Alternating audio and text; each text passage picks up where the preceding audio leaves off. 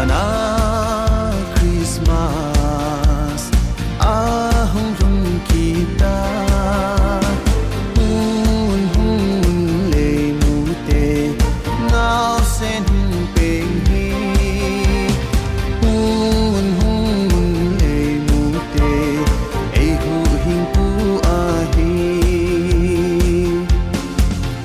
vanavan til ten song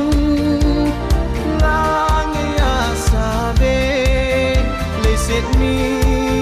hem ten zong o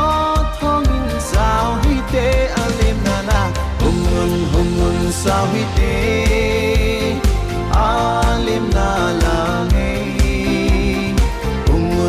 ngun sao hi te ei hu hing pu lem na la hong ngun sao hi te ei hu hing pu lem na la Kipana Christmas ahong rung kita hun hun le mu te ngao sen peng hi hun hun le mu te ei hu hing pu a hi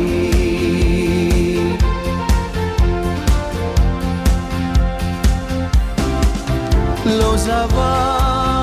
kiel ngoi ching hom zong a zavin a kiel ngoi yu dan han nam sen lem din de le ma soni